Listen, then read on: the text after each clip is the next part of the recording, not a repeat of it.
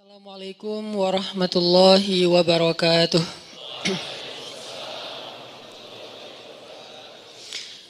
Alhamdulillahirabbil alamin. Alhamdulillahilladzi hadana li hadza wa ma kunna linahtadiya laula an hadanallah. Asyhadu an la ilaha illallah wahdahu la syarikalah. Lahul mulku wa lahul hamd wa huwa ala kulli syai'in qadir. Wa asyhadu anna Muhammadan abduhu wa rasuluhu la nabiyya ba'dah. Radina billahi rabba wa bi Muhammadin nabiyya wa bil islami dina. Rabbi syrah li sadri wa yassir li amri wahlul 'uqdatan min lisani yafqahu qawli. Allahumma salli wa sallim wa barik ala sayyidina Muhammadin wa ala alihi wa sahbihi ajma'in. Teman-teman sekalian, anak-anak muda Kota Bandung yang dirahmati Allah Subhanahu wa taala, barakallahu fiikum. Semoga Allah Subhanahu wa taala menjaga hati kita untuk selalu istiqomah di jalan Allah, hidup sebagai seorang muslim, hidup sebagai seorang hamba Allah, dan hidup sebagai seorang khalifatullah fil ard. Kita jadikan Islam bukan hanya ketika kita berada di dalam masjid, tapi Islam itu adalah cara hidup kita, Islam itu adalah selera kita, dan Islam itu adalah perilaku kita. Jadi Islam udah menjadi tes. Kalau kita memilih sesuatu itu, rasa yang kita inginkan itu adalah rasa atau cita rasa Islam. Terus juga perilaku kita, behavior kita, perilaku yang Islami, dan lifestyle kita juga lifestyle yang Islami. Arti lifestyle yang Islami bukan hanya simbol-simbol Islam, bukan hanya terpatok kepada slogan-slogan Islam, tapi lebih kepada konten dan substansi Islam. Sehingga kita menjadi seorang muslim yang kafatan, menjadi seorang muslim yang utuh. Arti utuh, dia tidak hanya menjadi muslim yang taat ketika berada di dalam masjid aja. Tapi dia menjadi muslim yang taat ketika di masjid, ketika di tempat kerja, ketika di kampus, di sekolah, ketika di tempat main, bahkan ketika lagi sendiri bersama dengan orang tercinta, dengan teman, atau bahkan ketika dia berada dalam keterasingan dengan orang-orang yang bikin dia gak nyaman. Dia tetap menjadi muslim. Mudah-mudahan Allah memahamkan kita lewat kajian-kajian yang rutin kita hadiri ini tentang syumuliyatul Islam, komprehensifnya Islam. Sehingga kita tidak lagi mereduksi Islam itu hanya dalam sisi-sisi ritual saja.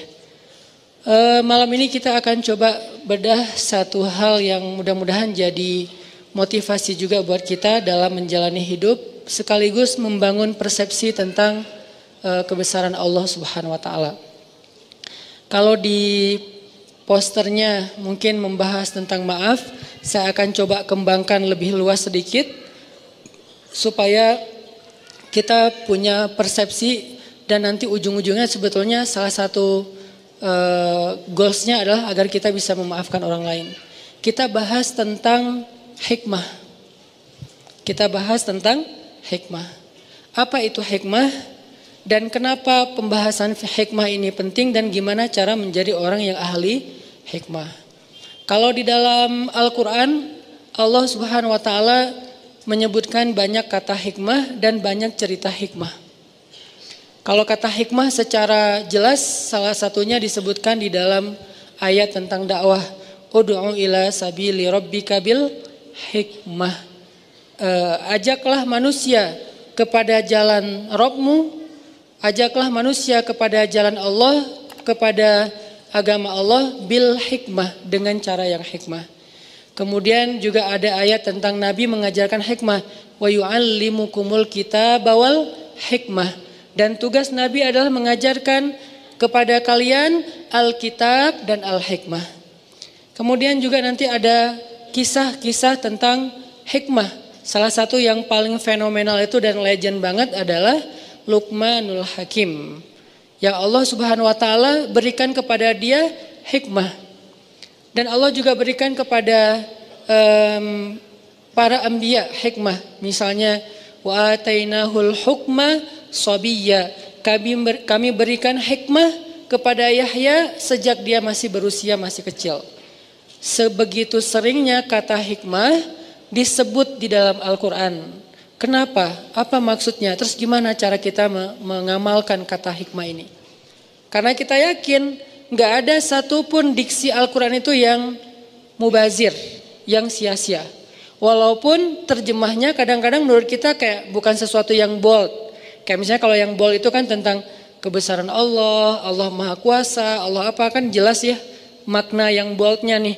Kadang-kadang ada diksi kayak sederhana, perhiasan, yang dulu pernah kita bahas, keindahan, yang kita terjemahin jadi keren. Terus sekarang hikmah. Ini diksi yang bahkan diulang berkali-kali lebih banyak daripada kata jamal. Dan gak mungkin gak penting. Karena Al-Quran setiap hurufnya aja penting. Apalagi satu kata yang terdiri dari sekian banyak huruf. Sehingga Allah ngasih tahu kita bahwa semua huruf Al-Quran itu penting. Kadang-kadang dengan sebuah simbol atau dengan sebuah kode. Misalnya alif lam mim gitu. Kenapa ada pembukaan surat cuman satu huruf? Nun, qaf, sod gitu kan? Atau dua huruf yasin, atau tiga huruf alif lam mim, atau banyak kaf ha ya ain sod, semuanya huruf bukan kata. Kenapa Allah buka surat-surat tersebut dengan huruf? Karena Allah pengen ngasih tahu salah satu maknanya, semua huruf Al-Quran itu penting. Sehingga yang kita baca walaupun cuman qaf itu penting. Minimal kalau kita nggak tahu makna lebih dalam, pentingnya apa? Qaf aja kalau kita baca dapat pahala. Coba kalau kita baca yang lain selain Al-Quran, satu huruf nggak akan mengandung pahala, walaupun juga nggak mengandung dosa, biasa aja gitu. Yang biasa aja itu namanya mubah, nggak berpahala, nggak dosa ya, nggak dilarang, nggak disuruh, biasa aja. Kita baca nama seseorang, nama orang penting banget, udah lengkap dibaca pun belum tentu berpahala kan. Tapi kalau Al-Quran belum lengkap, satu huruf aja udah 10 kebaikan. 10 kebaikan itu Allah nyebutnya, Nabi nyebutnya dengan istilah hasanah. Hasanah itu bukan hanya angka pahala yang menurut kita cuma angka akhirat. Hasanah itu biasanya lebih sering dan lebih identik dengan dunia. Berarti satu huruf kita baca Al-Quran, kita kayak dijanjiin sama Allah dapat 10 kebaikan dalam hidup kita hari itu. Misalnya pagi-pagi, qaf, udah 10 loh. Besok nun, lo ngapain sih? Cari berkah. Jadi cuma satu huruf doang. Kebayang satu huruf aja bisa sekeren itu gitu. Apalagi satu kata, kalimat, ayat, surat, juz, dan khatam. Ini dahsyat banget. Ini kayak kode dari Allah. Baca Quran itu gak sia-sia teman-teman. Kita gak bisa baca fasih aja dapat pahala yang utuh. Apalagi fasih maka dilipat menjadi 10 kali lipat. Beda banget dengan kita baca yang lain, walaupun membaca yang lain itu insya Allah kadang beberapa hal masih bermanfaat. Kayak baca buku atau baca majalah, baca WA, baca grup, baca caption orang di sosial media, baca komen mantan. Ya mungkin dia komennya motivasi, aku udah halal nih, kamu kapan gitu kan. Jadi kayak motivasi gitu kan. Itu kan motivasi juga, dan kadang lebih greget loh kalau dimotivasi mantan ya. Kayak pengen duluan, siapa duluan yang sukses gitu kan. Terus sudah sukses pengen bikin dia nyesel kan gitu. Niatnya dari awal udah gak benar. Oke, kita belajar tentang hikmah. Apa sih arti hikmah? Banyak, karena bahasa Arab ini punya makna yang sangat beraneka macam dan luas banget. Tapi salah satu arti hikmah yang sering banget diulang-ulang oleh ulama adalah hikmah itu kayak akibat, dampak. Dan by the way, akibat itu juga bahasa Arab, akibah. Wal akibatu lil muttaqin. Artinya apa? Akibat atau kesudahan, hasil yang baik itu adalah hak orang yang bertakwa, kata Allah. Wal akibatu lil muttaqin. Akibat artinya kayak hasil yang baik adalah hak bagi orang yang bertakwa. Itu sama kayak Allah berjanji, wa may yattaqillah yaj'al lahu makhraja wa yarzuqhu min haitsu la yahtasib wa may yattaqillah yaj'al lahu min amrihi yusra wa may yattaqillah yukaffir anhu sayyi'atihi wa yu'zim lahu ajra. Siapa yang bertakwa kepada Allah, Allah kasih jalan keluar. Siapa yang bertakwa kepada Allah, Allah kasih surprise, kejutan. Siapa yang bertakwa kepada Allah, Allah kasih kemudahan. Siapa yang bertakwa kepada Allah, Allah hapuskan dosa-dosanya. Siapa yang bertakwa kepada Allah, Allah lipat gandakan balasannya, rewardnya, jazanya. Ini semuanya disebut dengan akibah. Disebut dengan hasil, akibat. Walaupun arti akibat dalam bahasa kita mungkin sedikit lebih ringan. Kalau dalam bahasa Arab, akibah itu artinya kesudahan, hasil. Wal aqibatu lil muttaqin, berarti hasil yang baik adalah hak orang yang bertakwa. Jadi bisa dibilang hikmah itu agak mirip dengan makna akibah atau akibat, kesudahan, efek. Nah, kalau di dalam ayat tentang dakwah, maka arti hikmah itu adalah orang yang bijak itu, orang yang hikmah adalah orang yang kalau dia berdakwah, dia ngomong, dia bikin caption, dia komen, dia mikirin efeknya. Bukan mikirin maunya. Ini kurang hikmah. Mungkin kalau kita terjemahin lebih luas lagi, hikmah itu bijak kalau bahasa kita. Hikmah itu bijak. Orang yang ahli hikmah, bahasa Arabnya disebut Al-Hakim. Luqmanul Hakim, Luqman yang bijak sana. Berarti orang yang bijak itu adalah ketika berdakwah, dia mikirin efek dari caption saya ini apa? Efek dari komen saya ini apa? Efek dari cara ngomong saya, sikap saya, program saya atau apapun yang kita rencanain itu apa? Terhadap dakwah. Ini namanya orang yang ud'u ila sabili rabbika bil hikmah.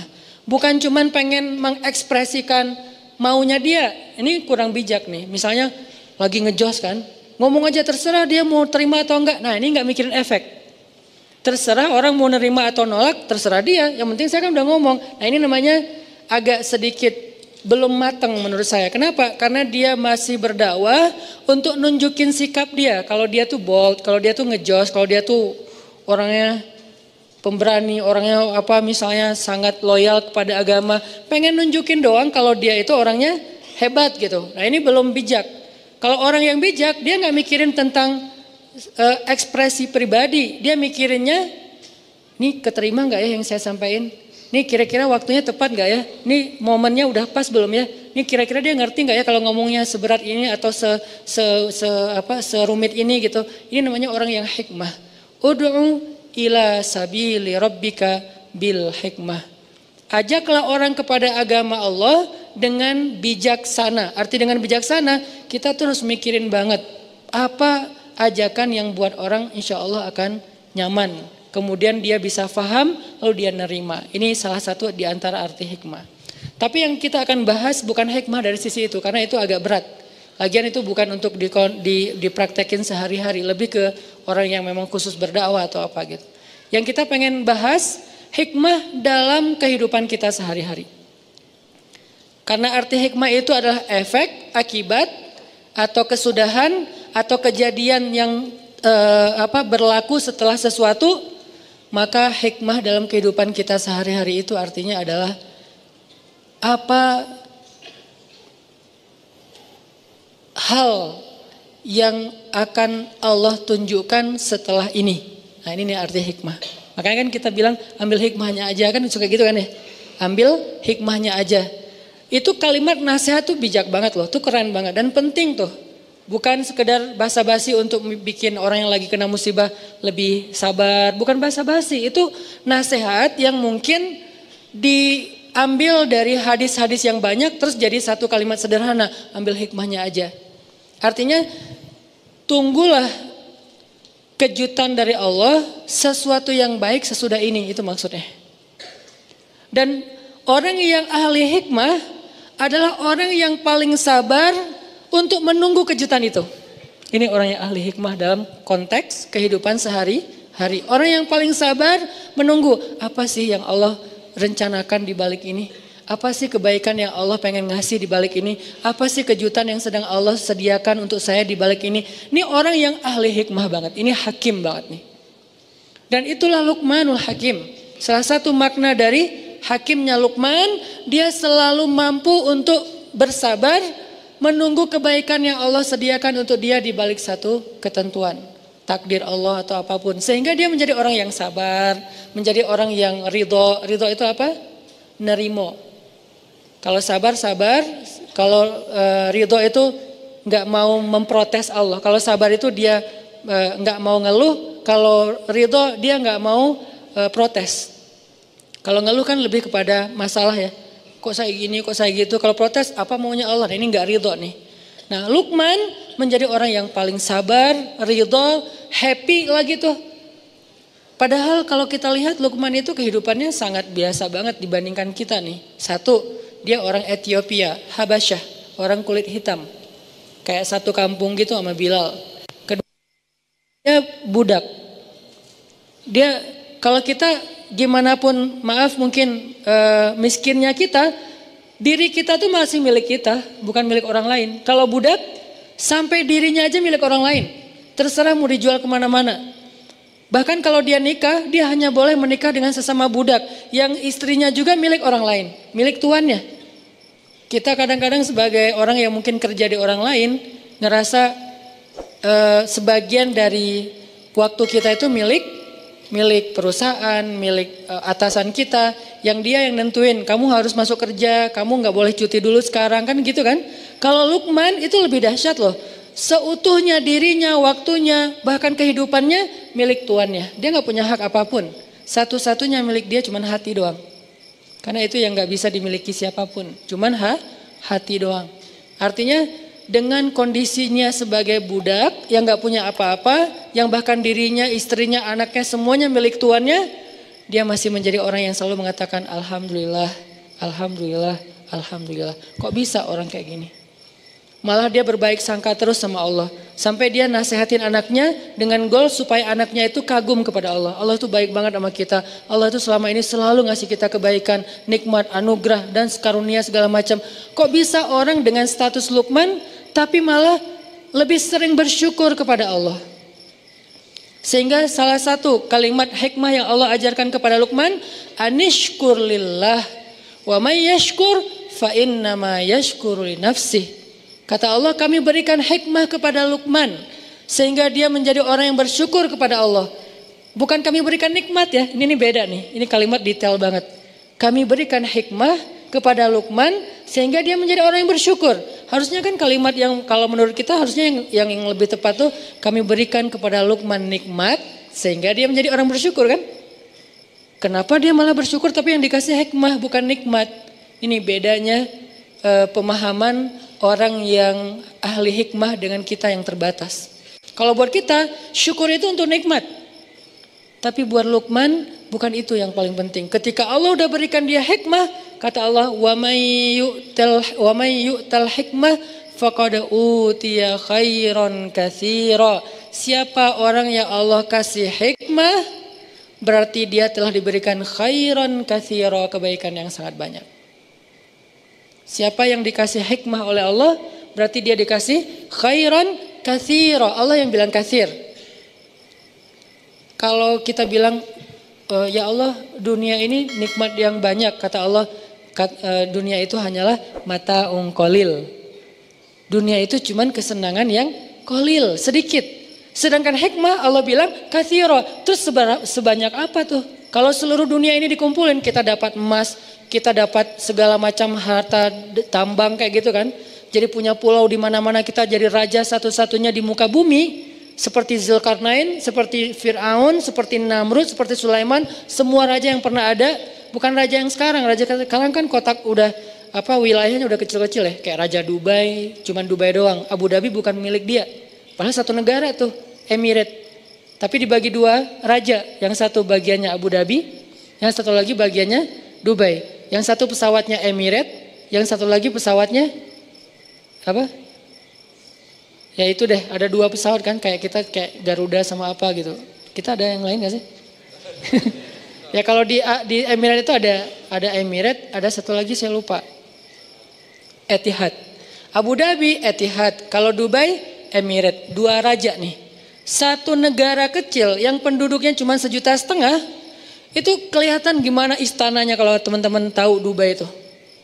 dengan Khalifah Towernya, kemudian dengan istana-istana lain yang di view pantai, apalagi sekarang Dubai itu jadi kayak destinasi sport ekstrim kan, yang loncat dari gedung, yang loncat dari pesawat, yang tapi nggak ada yang bunuh diri ya, loncat profesional gitu, bukan loncat karena masa lalu.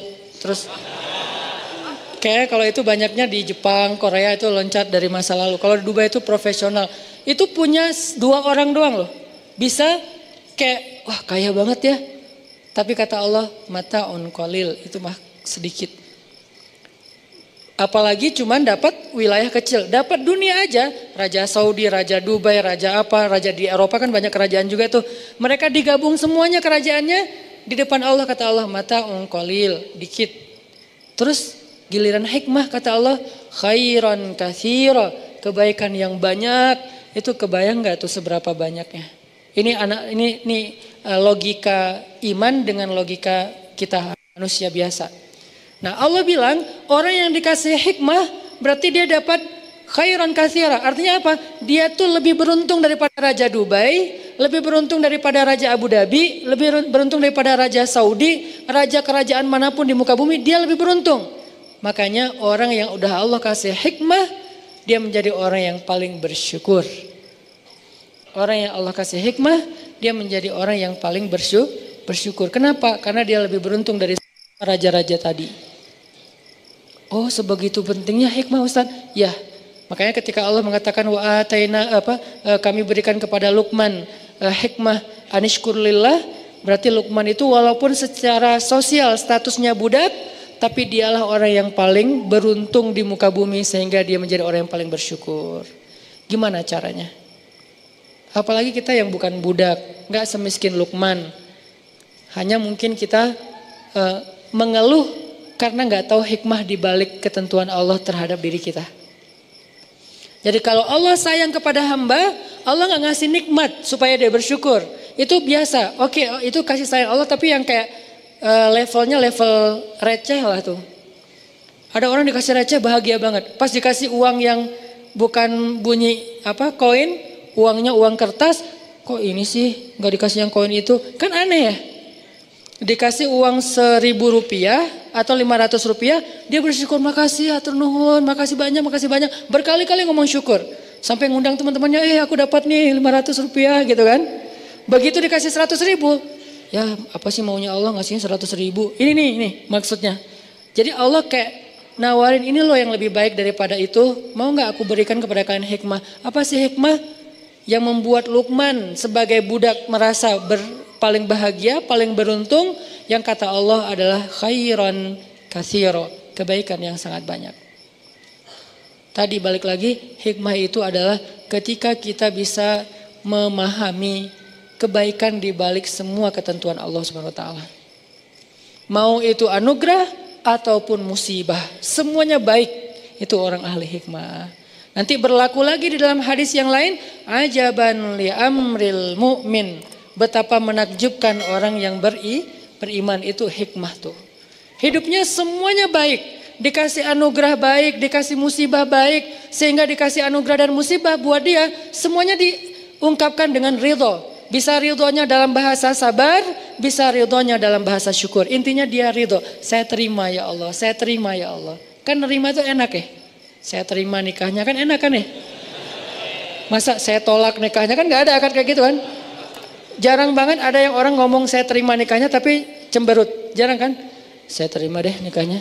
Gak ada kan orang kayak gitu. Rata-rata saya terima nikahnya tuh kayak calon mertua belum selesai ijab kita udah kabul gitu kan. Saya nikahkan, saya terima Pak gitu kan. Saking kayak lagi semangat banget gitu. Kadang-kadang kalau ada orang yang calon mertuanya mungkin orangnya kebiasaan pelan-pelan kalau ngomong. Ananda, saya sebagai ayahnya panjang ininya. Atau kadang-kadang kayak si MC-nya prolognya kepanjangan, kapan akan nikahnya. Keburu gempa, keburu apa, keburu kiamat gitu kan. Terus saya gak sempat nikah lagi. Pengen cepet-cepet.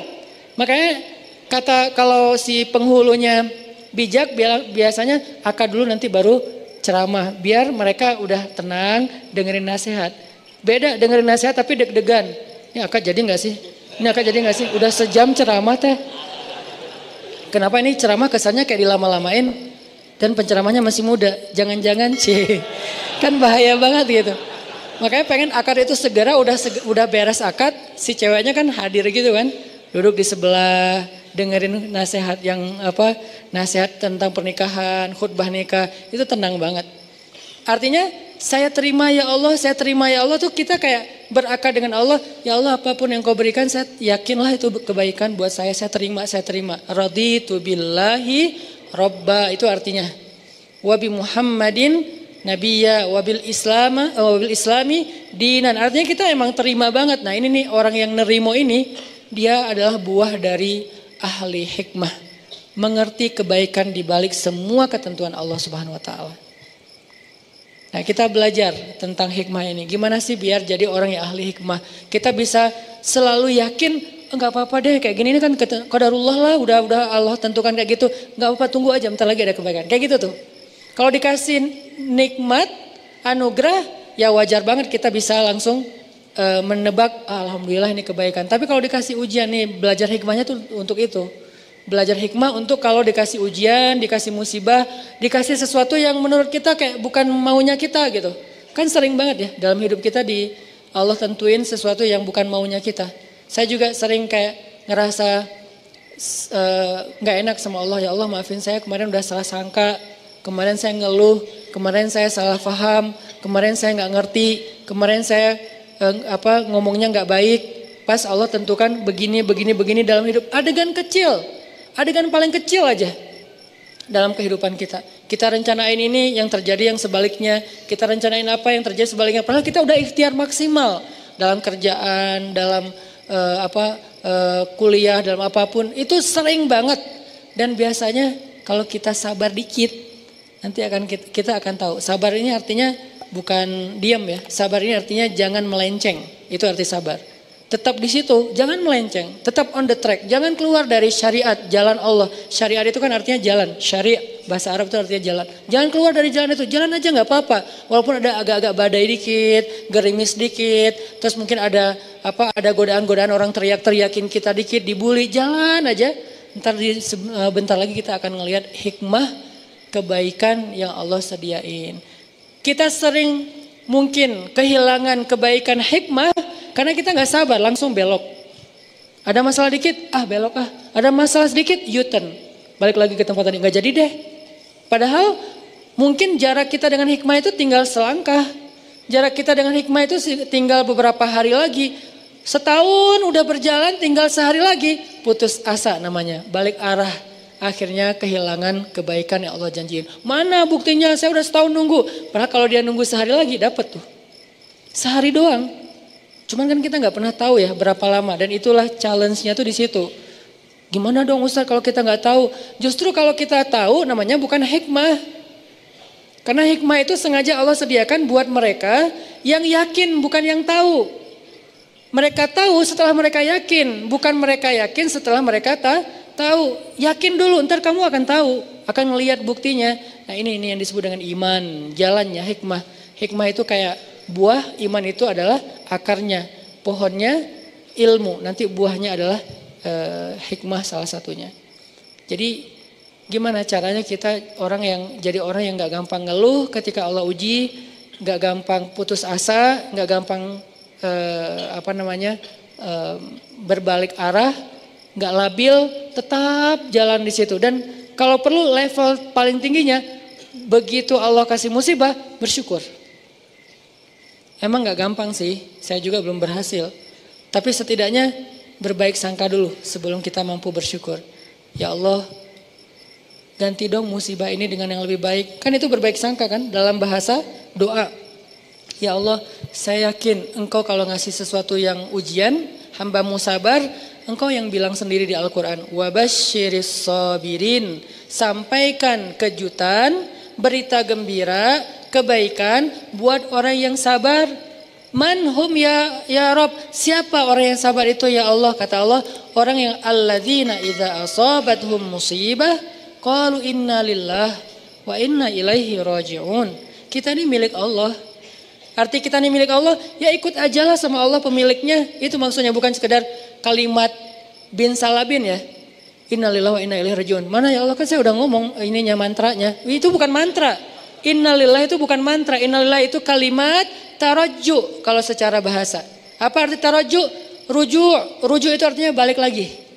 Kalimat ketika kita mengembalikan semuanya kepada langit. Itu arti innalillah. Kalau kita belum mengembalikan ke Allah, berarti belum innalillah. Walaupun kita udah ngulangin teks itu berkali-kali. Innalillah wa inna ilaihi rajiun. Tapi apa sih maunya Allah nih? Innalillah wa inna ilaihi rajiun. Gak rela banget sih innalillah wa inna ilaihi rajiun.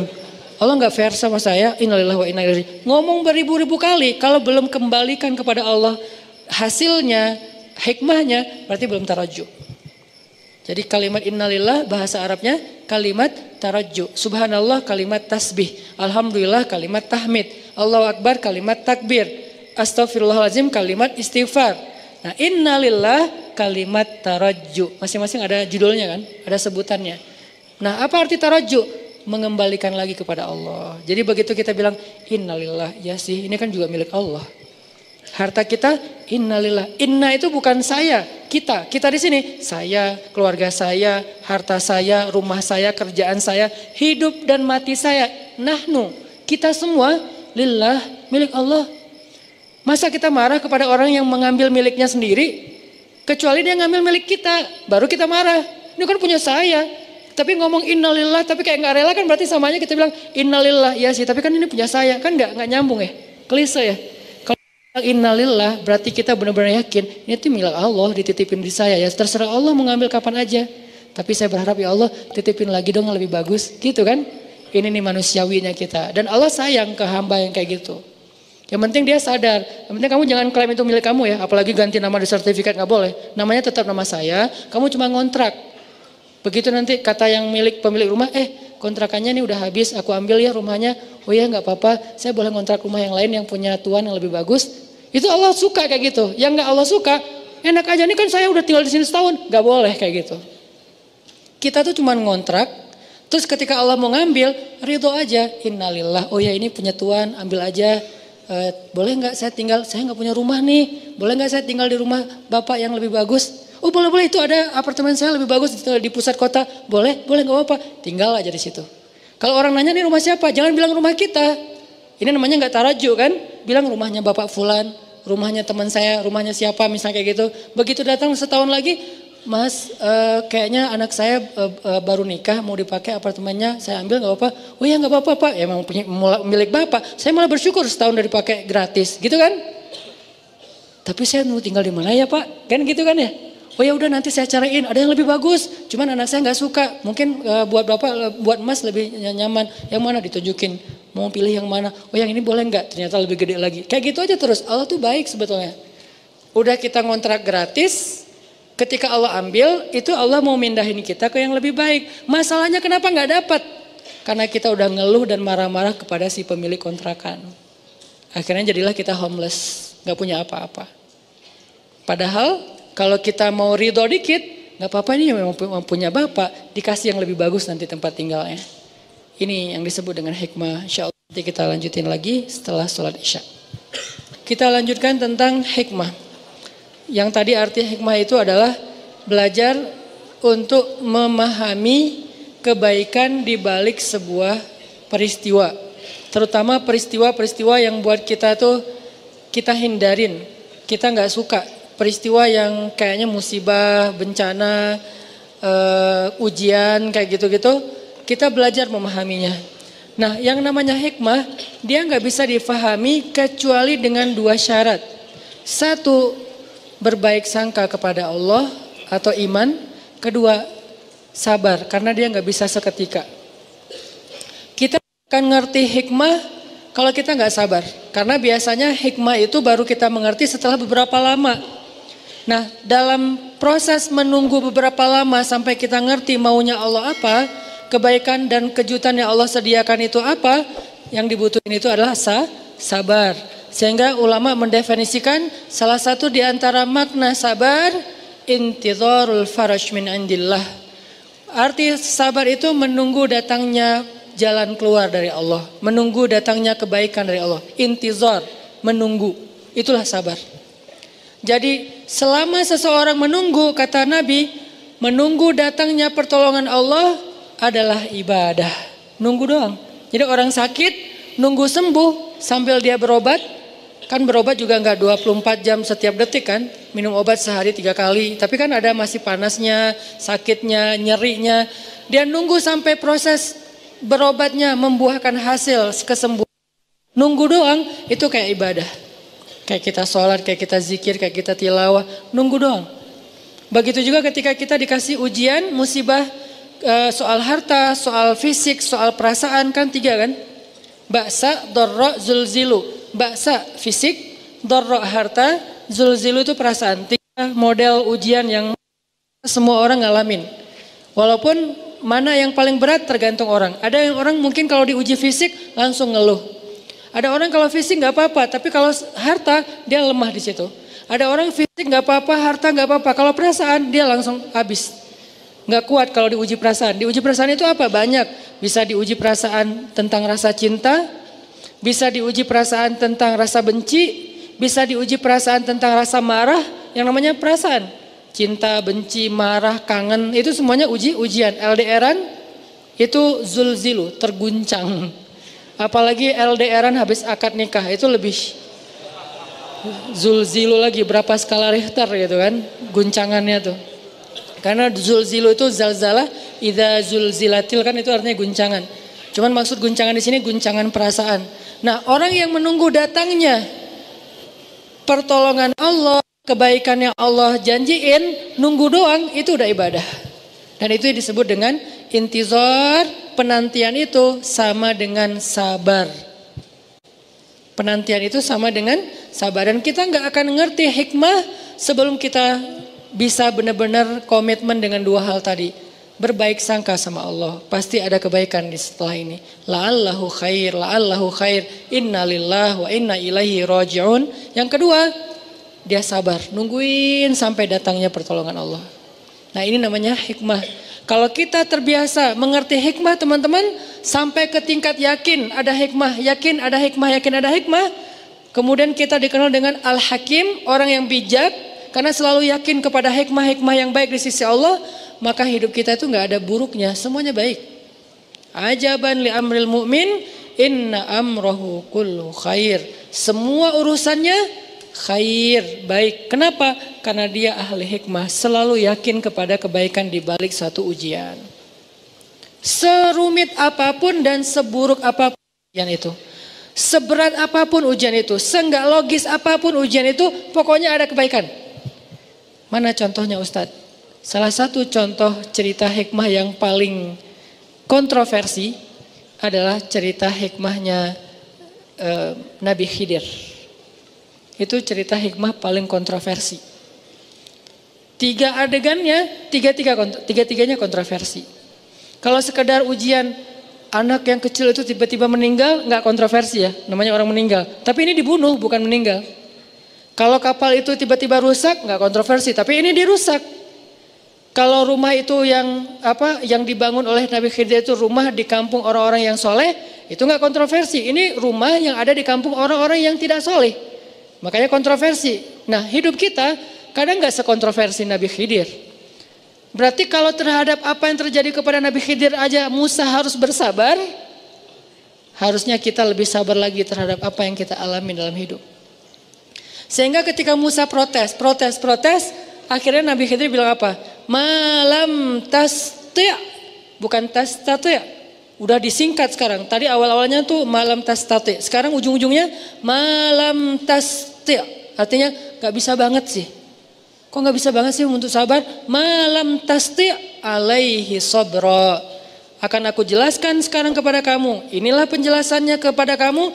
Apa yang kamu gak bisa banget untuk sabar menunggu penjelasannya. Nah, ini cerita hikmah. Sehingga ketika Nabi Musa ditanya oleh seorang laki-laki Bani Israel, siapa orang yang paling banyak ilmu? Nabi Musa mengatakan saya. Ya, ini namanya ilmu yang sifatnya fikih. Belum ilmu hikmah. Ilmu fikih itu ilmu hukum, halal, haram, boleh, enggak, hak, batil. Ini ilmu fikih, ilmu syariat. Nah, ketika Nabi Musa ditanya, siapa orang? Nabi Musa menjawab saya, maksudnya Saya yang paling mengerti syariat. Ya wajar karena Nabi Musa lah yang pertama sekali membawa agama Yahudi. Sehingga nggak ada orang yang lebih mengerti agama Yahudi daripada Nabi Musa. Bahkan Nabi Harun tidak lebih mengerti agama Yahudi daripada Nabi Musa. Kenapa? Karena Nabi Musa itu Rasul, Nabi Harun itu Nabi. Rasul itu satu level di atas Nabi. Ini dua hal yang berbeda.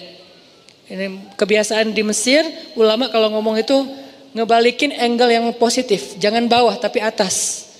Saya bisa bilang Nabi itu satu level di bawah Rasul. Artinya Harun itu Nabi Yahya, itu Nabi Zakaria, itu Nabi Imran, sebagian ada yang bilang itu Nabi Maryam, sebagian ada yang bilang itu Nabi. Dan mereka semuanya ngikutin agamanya Rasul Musa alaihissalam.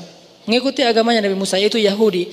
Baru nanti Yahya ngikutin agama Isa, ketika Isa udah lahir, terus bawa agama baru dengan kitab suci yang baru namanya Injil dengan agama Nasara atau Nasrani. Artinya nggak ada yang lebih mengerti syariat Yahudi daripada Nabi Musa. Sebagaimana nggak ada yang lebih mengerti syariat Islam daripada Nabi Muhammad. Jadi wajar Nabi Musa nggak salah jawabnya. Siapa yang paling banyak ilmu? Nabi Musa mengatakan, saya. Yang paling ngerti, kalau kalian pengen tahu tentang agama Yahudi, tanya saya deh. Kemudian Allah mengatakan, wahai Musa, carilah seorang laki-laki di antara pertemuan dua laut, dia punya ilmu yang kamu tidak punya. Dia punya ilmu yang kamu tidak punya. Apa yang dia punya dan Nabi Musa nggak punya? Nabi Musa padahal paling ngerti syariat. Adakah yang lebih ngerti syariat daripada Musa? Nggak ada emang. Tapi ada satu ilmu lagi namanya ilmu hikmah. Yang Nabi Musa tidak mengerti. Datanglah Nabi Musa, singkat cerita ketemu dengan Nabi Khidir. Lalu Nabi Musa melamar jadi murid, pengen ikut Nabi Khidir.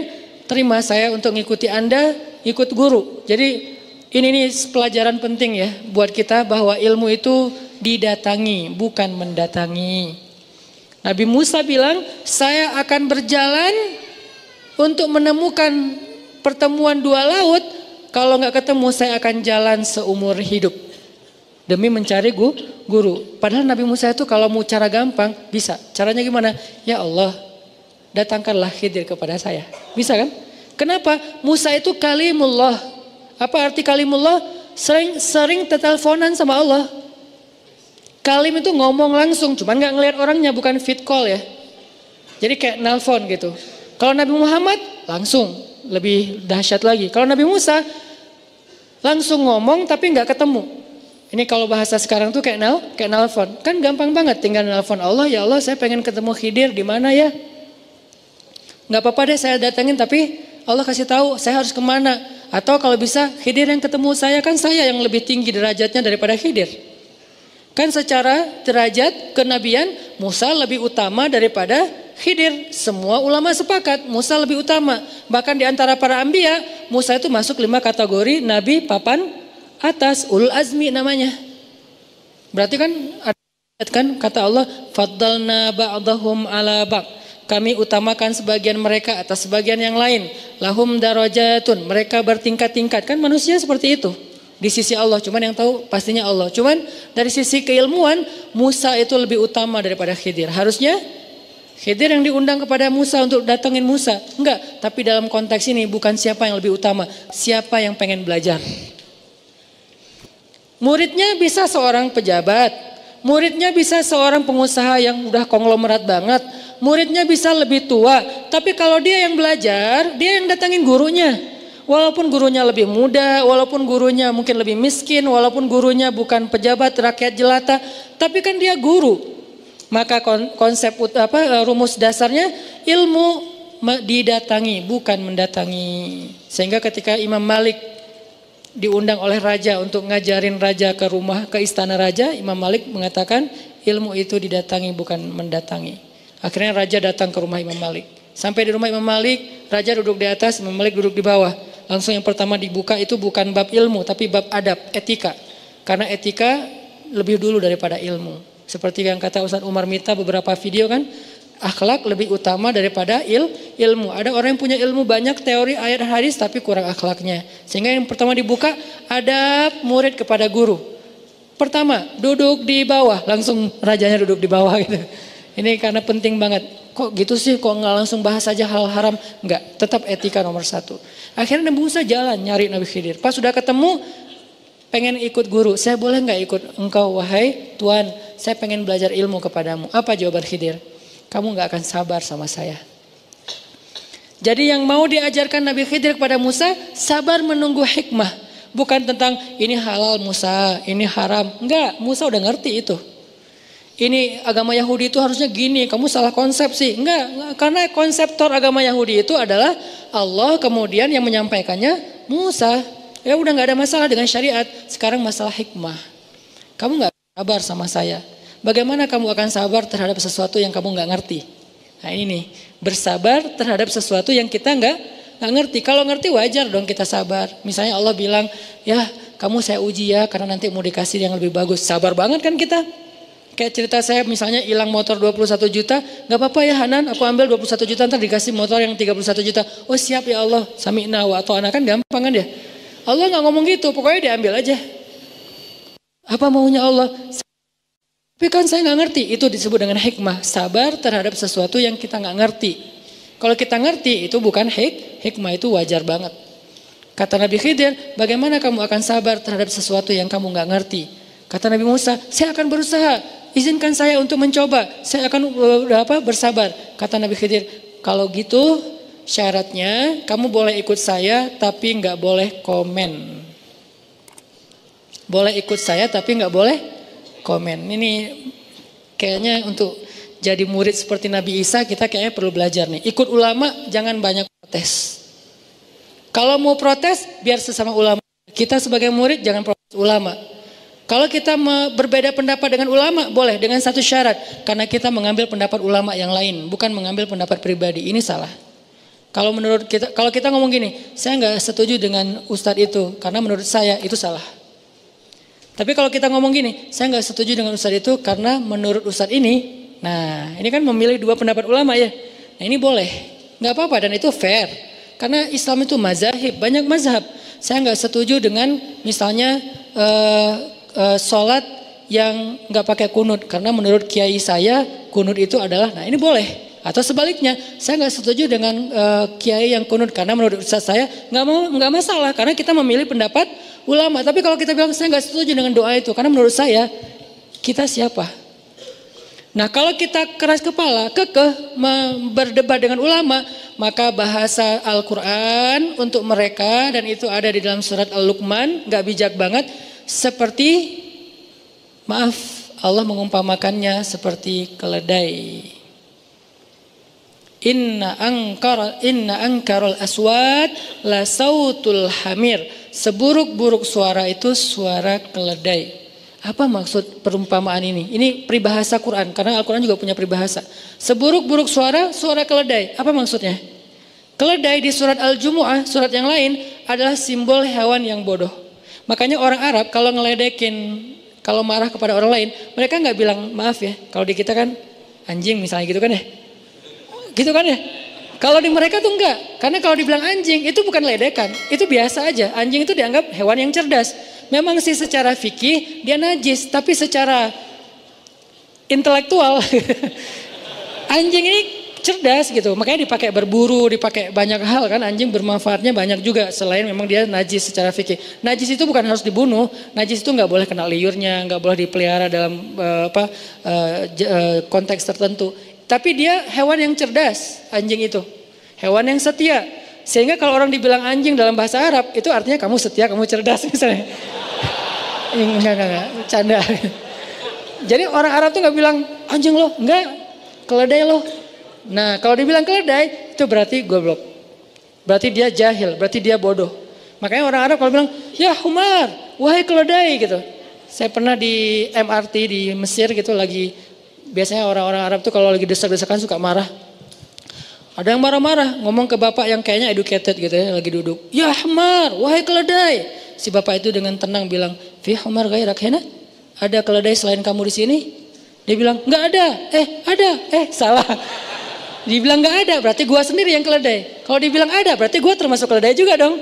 Nih bapaknya tuh keren banget logikanya. Akhirnya ketawa satu gerbong, udah selesai masalahnya. Jadi orang Arab tuh kalau ngomong bodoh, bahasanya keledai. Kenapa? Karena peribahasa surat Al-Jumu'ah seperti keledai yang membawa lembaran-lembaran ilmu. Dia bawa banyak kitab tapi nggak ngerti apa isinya, itu keledai. Sehingga ketika Allah ngasih perumpamaan lain, peribahasa lain, sebut suara adalah suara keledai. Maksudnya apa? Udah nggak punya ilmu, ngomongnya lantang, itu maksudnya. Udahlah nggak punya ilmu, tahu dalil baru satu hadis, innamal a'malu binniyat, tapi debatnya panjang. Itu kata Allah, inna angkarul aswat la sautul hamir. Seburuk-buruk suara, suara Kenapa kalimat itu ditaruh di surat Luqman? Karena itu simbol dari orang yang tidak bijaksana. Setelah itu ada ayat tentang orang yang mendebat ulama, mendebat Allah tentang apa yang mereka nggak ngerti. Intinya adalah balik lagi, kamu nggak akan sabar. Kata Nabi Musa, saya akan usaha. Kata Nabi Khidir, kalau gitu jangan komen ya. Kamu diam aja sampai saya jelaskan maksudnya. Siap.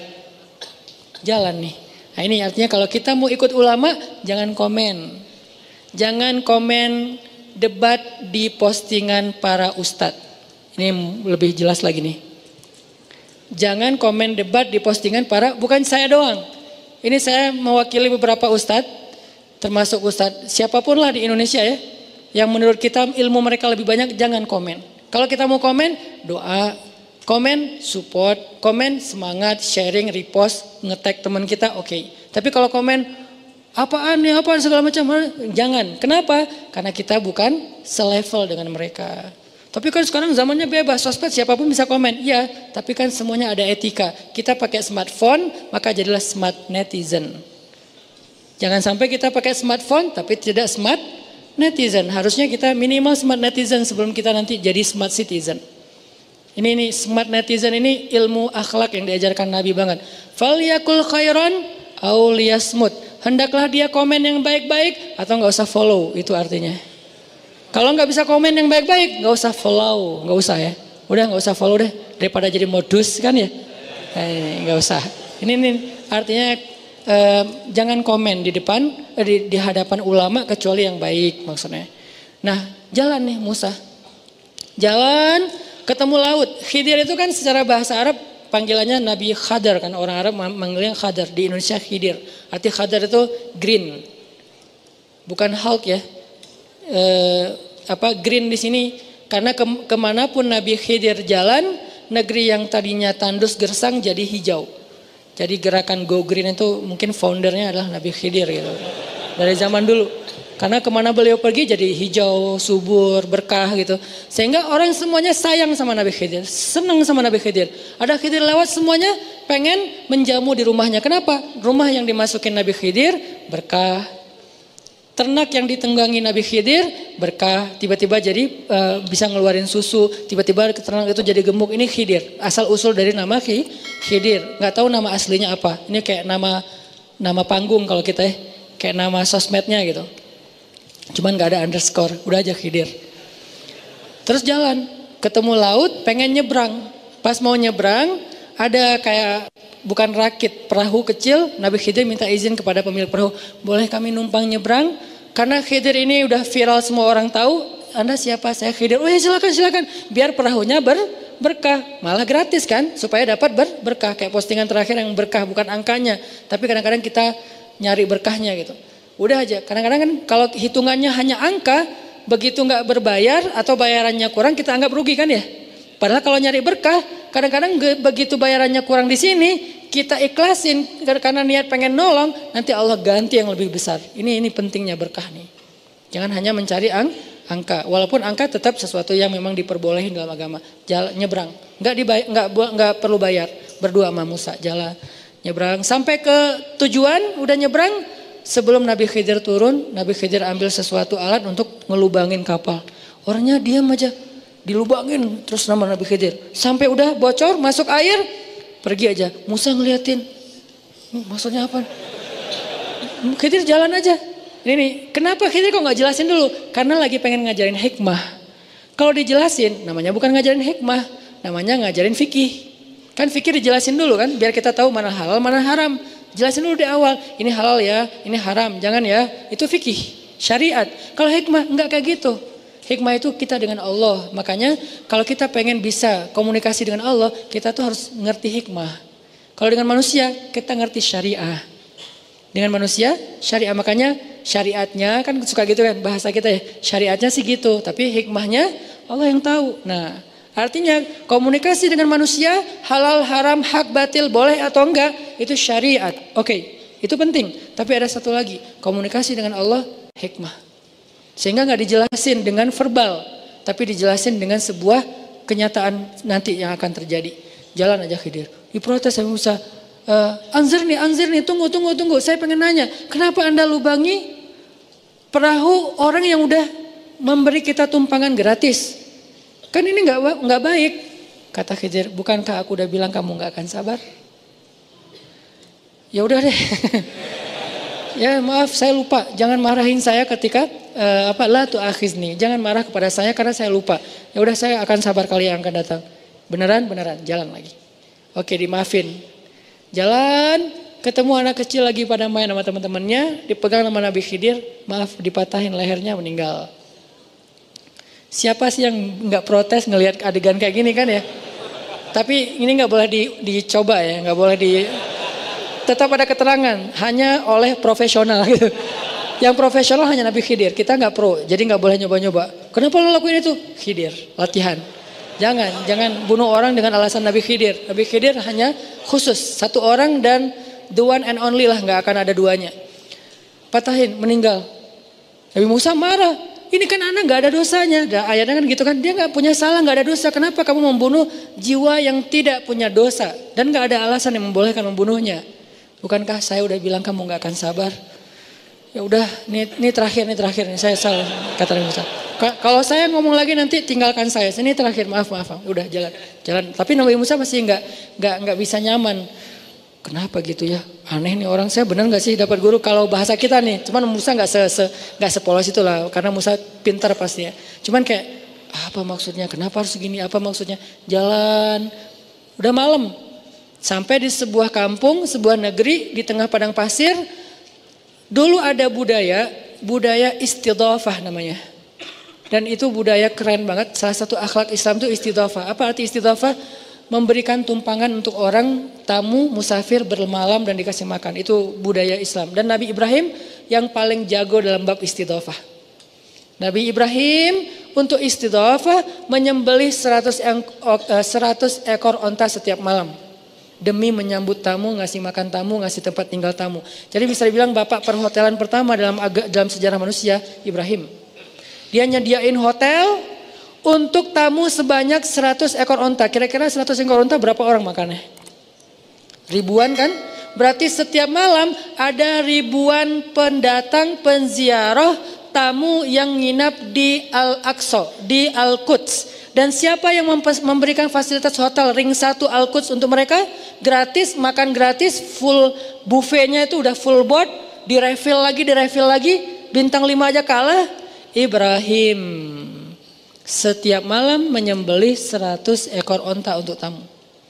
Berarti Ibrahim kaya banget. Kisah Ibrahim miskin itu hanya sementara, pas perjalanan dari Irak ke Palestina. Sampai di Palestina kaya raya. Dan itu kebayang riwahnya bikin manajemen hotel, kemudian catering, terus suppliernya dari mana gitu kan ya. Kayak pekerja-pekerja, nggak segampang, makanya imajinasikanlah sejarah, nggak sesederhana yang kita bayangin. Berarti Ibrahim ini keren banget manajemennya. Memberdayakan masyarakat Al-Quds itu bagus banget sehingga semuanya dapat pekerjaan. Ada yang punya onta jadi supplier onta setiap hari 100 ekor onta kan kebayang berapa ribu sebulan. Ini hebat banget nih. Dan waktu itu masih terjaga budaya istidhafah itu wajib. Kalau ada musafir maka RT RW itu harus punya sebuah program ini tempat kayak penginapan, guest house. Harus disediakan di setiap negeri itu guest house buat tamu. Nah datang ke sebuah negeri gak ada guest house-nya. Ngetuk pintu rumah orang gak ada yang bukain. Semuanya pelit. Gak mau istidhafah. Dan itu aib dalam sejarah. Gak boleh kayak gitu. Akhirnya mereka terpaksa nginep di sebuah rumah yang udah roboh. Hampir roboh gitu. Rumah yang gak jadi gitu. Kalau kata teman-teman tuh BCA, bangunan Can Angges gitu ya, yang belum jadi gitu. Udah nginep aja. Tapi ini bukan bank ya, ini hanya istilah gitu. Udah aja di bawah nginep, dingin-dingin, terus hujan. Pagi-paginya pas sudah selesai nginep di sana, akhirnya Nabi Khidir malah kayak renov gitu. Rumahnya dibangun lagi sampai bagus. Seharian kerja udah capek. Nabi Musa bilang, harusnya kamu minta ongkos nih untuk kerjaan ini. Kenapa? Soalnya kan mereka pelit sebab kita hitung-hitungan. Kamu juga harus hitung-hitungan. Nabi Khidir mengatakan, hadza firaqu baini wa bainak. Inilah perpisahan aku dengan kamu. Salah ngomong Nabi Musa, gak sabar ya. Karena gregetan, masa sih mau bantu orang yang pelit. Akhirnya inilah perpisahan kita. Sekarang aku akan jelaskan kepada kamu semua hikmah di balik peristiwa yang kamu gak sabar menunggu penjelasannya. 1. Perahu yang aku bocorin itu, cuman dibocorin gak dirusak total. Bocorin dikit biar masuk air, kemudian mereka menunda keberangkatan untuk nambal dulu. Kenapa? Karena di tengah lautan ada raja kayak pembajak gitu yang merampas perahu-perahu yang lewat. Aku berharap mereka tidak jadi korbannya sehingga aku lubangin. Lalu mereka menunda keberangkatan dan tidak jadi korban pemalakan atau dibegal di tengah jalan gitu. Ini maksudnya. Berarti melubangi perahu adalah bentuk dari menolong nelayan. Kan ini hikmah ya. Kadang hidup kita kayak gitu. Ada lubang yang Allah kasih dalam kehidupan kita untuk menolong kita dari musibah yang lebih besar lagi. Tapi kapan kita tahu? Setelah kita bersabar dan berbaik sangka kepada Allah. Itu hikmah. Yang kedua, apa nih alasannya nih? Bunuh orang. Anak itu kalau nanti dewasa dia akan jadi anak yang durhaka. Dia akan mengajak kedua orang tuanya untuk kufur kepada Allah, syirik kepada Allah. Sebelum itu terjadi, maka aku menyelamatkan orang tuanya dan anak itu dengan cara Allah memberikan aku perintah untuk menyelesaikan urusan dia. Diwafatkan gitu. Diwafatkan sehingga dia meninggal sebelum dia balik. Dan orang tuanya nanti akan Allah ganti dengan anak yang lebih baik daripada dia. Memang hanya Allah yang bisa melakukan ini. Tapi maksudnya kadang Allah ngasih ujian yang berat banget dan gak logis menurut kita. Kebaikan yang menurut kita itu apalagi nih alasan Allah? Tetap ada alasan. Yang ketiga, kenapa dibangun rumah di kampung orang yang pelit? Karena rumah itu satu-satunya milik orang yang soleh di kampung itu. Kebenaran orangnya udah meninggal, anaknya anak yatim. Aku berharap nanti kalau anak itu besar, mereka tinggal di situ dan mengambil harta warisan yang tersimpan di bawah rumah tersebut. Ada lagi kebaikan. Jadi 3 kali Nabi Khidir melakukan sesuatu yang menurut Musa salah, ternyata 3-tiganya adalah khair kalau mengerti hikmahnya. Inilah apa yang malam tasti alaihi sabra. Inilah yang kamu gak sanggup bersabar untuk mengetahui penjelasannya. Hikmah. Kata Nabi Muhammad SAW mengomentari ayat ini. Kan Nabi bacain terus komen ya. Ini namanya tafsir hadis. Jadi komen terhadap ayat dari hadis. Sebaik-baik tafsir itu tafsir Quran dengan Quran. Kemudian tafsir Quran dengan hadis. Nabi yang bilang. Kata Nabi, seandainya saudaraku Musa itu sabar sedikit lagi. Maka Allah akan mengajarkan kepada dia banyak hikmah-hikmah yang luar biasa. Tapi qadarullah Musa tidak sabar. Intinya itu pelajaran buat kita teman-teman. Hikmah itu emang kayak gitu, misteri. Kalau kita pengen tahu komunikasi sama Allah, apa maunya Allah? Caranya 2, berbaik sangkalah kepada Allah.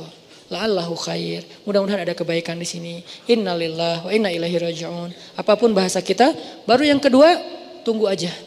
Tunggu tanpa mengeluh, tunggu jangan return, tunggu jangan turn left atau right, pokoknya jalan aja lurus. Istiqomah dan dawam. Istiqomah artinya komitmen, dawam artinya konsisten. Terus saja jalan. Insyaallah nanti kita akan melihat malam tasti alaihi sabra. Sesuatu yang kita tidak sabar untuk menemukan penjelasannya. Inilah tentang bab hikmah. Mudah-mudahan jadi motivasi buat kita dalam menjalani hidup. Karena pastinya banyak banget rencana-rencana kita yang kadang belum bisa terwujud seperti yang kita pengenin. La'allahu khair. Mudah-mudahan ada kebaikan di balik itu. Yang penting jangan salahin Allah. Kalau ada yang tidak benar, salahkan diri kita sendiri. Menyalahkan diri sendiri itu bagus untuk memperbaiki sikap kita ke depan.